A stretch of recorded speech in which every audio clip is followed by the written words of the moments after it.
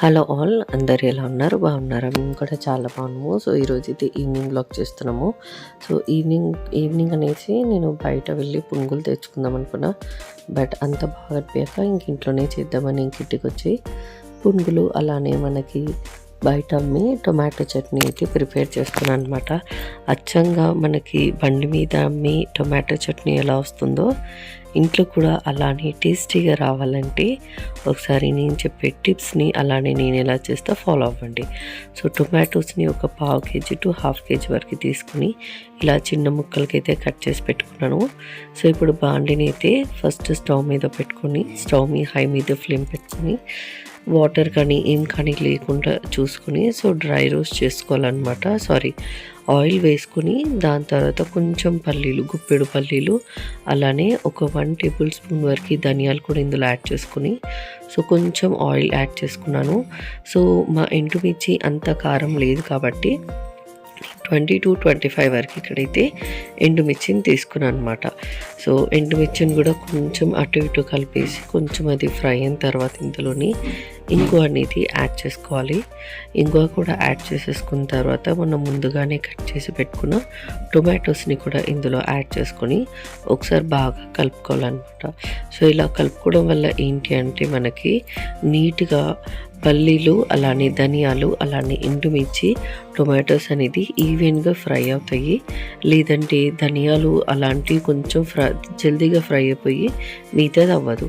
So ఇది బాగా మగ్గడానికి ఇంకా నేను దానిపైన అయితే లిడ్ పెట్టేసి వేరే స్టవ్ మీద పునుగులు వేసుకోవడానికి ఫస్ట్ అయితే ఒక చిన్న కడాయి పెట్టేసుకుని అందులో సగం వరకు ఆయిల్ వేసుకోవాలి. సో ఎప్పుడైనా మనం ఆయిల్ అనేది ఫుల్గా వేసుకోవద్దు. సో సగం వేసేసుకున్న తర్వాత నా గురించి తెలుసు కదా. సో ఏ పిండి వంటలైనా చేసినా ఫస్ట్ ఒకసారి దిష్టిలా తీసేసి స్టవ్ మీద పెట్టేస్తాను. సో ఆయిల్ మగ్గేలోపు ఇక్కడ చట్నీ కూడా అయిపోయిందని ఓపెన్ చేస్తే చట్నీ కూడా అయిపోయింది. ఇంక ఇప్పుడైతే స్టవ్ని ఆఫ్ చేసేసి సైడ్కి పెట్టేస్తాను అనమాట. ఫ్యాన్ కింద పెట్టేశాను మొత్తము, అది ఆరుకోవడానికి మనం మిక్స్ చేసుకోవడానికి. సో మిక్సీది అయితే పక్కన పెట్టేసాం కదా. సో ఇక్కడ అది నుంచి వచ్చేలోపే ఇక్కడ ఆయిల్ అయితే ఫుల్ ఫ్రై అయిపోయింది. సో ఇంకా దోసపిండితో అయితే నేను ఇక్కడ వేస్తున్నాను అనమాట బోండాలు. సో దోసపిండిని బాగా కలిపేసి కొంచెం గట్టిగా ఉన్నప్పుడే ఇలా మంచిగా బోండాలు రౌండ్గా వేస్తే సరిపోతుంది. సాల్ట్ కూడా ఫస్టే యాడ్ చేసుకోవాలి. సో వంట సోడా అలాంటిది అయితే ఏమీ యాడ్ చేయని అవసరం లేదు. సో నేను ఇట్లాంటి వాయిలో ఒక 4 to 5 బ్యాచెస్ లాగా వేసేసాను. సో ఇక్కడ పునుగులు అయితే అయిపోయాయి. ఇంకా నేను ఫైనల్గా చట్నీ చేద్దామని వచ్చేసరికి ఇంకొంచెం వేడిగా ఉంది. సరే మిక్సీలో అయితే తీసిపెట్టి ఫ్యాన్ కింద పెడతామని మొత్తం ఇందులో ట్రాన్స్ఫర్ చేసి ఇంకా చల్లగా అయిపోయిన తర్వాత అయితే మిక్సీ వేసేసాను. సో ఇలా ఫుల్ ఫైన్ పేస్ట్కి అయితే మిక్సీ వేయాలి. లేదంటే మనకి అక్కడక్కడ కొంచెం ధనియాల స్మెల్ అలా వస్తుందన్నమాట. కావాలంటే మీరు ఇక్కడే కొంచెం కొత్తిమీర అలానే గార్లిక్ కూడా ఇందులో యాడ్ చేసుకొని మంచిగా మిక్స్ చేసుకోవచ్చు. లేదంటే పోపులో కూడా వేసుకోవచ్చు. సో ఇక్కడైతే చట్నీ మొత్తం మిక్సీ అయిపోయింది కాబట్టి ఇంకా దాని లోపలికి అయితే మనం పోపు వేసుకున్నాము. సో ఫస్ట్ స్టవ్ మీద ఇందాకే పెట్టుకున్న కడాయి ఉంది కదా. సో దాంట్లోనే నేను ఆయిల్ వేసి కొంచెం పోపు గింజలు వేసుకొని కొంచెం కరివేపాకు వేసుకున్నాను. ఎండుమిర్చితోనే మనం ఈ చట్నీ చేసాం కాబట్టి ఎండుమిర్చి అయితే వేయని అవసరం లేదు. కావాలంటే మీ ఇష్టం, కలర్ఫుల్ ఉండడానికి యాడ్ చేసుకోండి.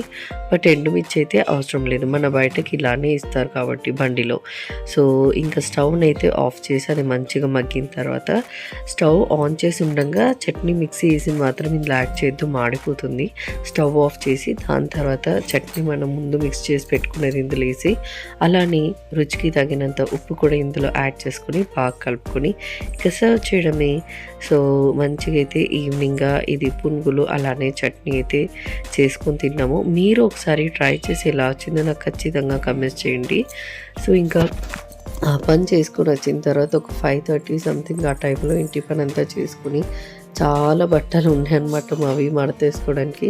సో అవి కూడా మడతేసుకొని ఇంకా సర్దేసి స్నానం చేసేసి ఇంకా దుర్గం చెరువు దగ్గరకు వచ్చామన్నమాట. కొంచెం టైం ఇక్కడ స్పెండ్ చేయడానికి.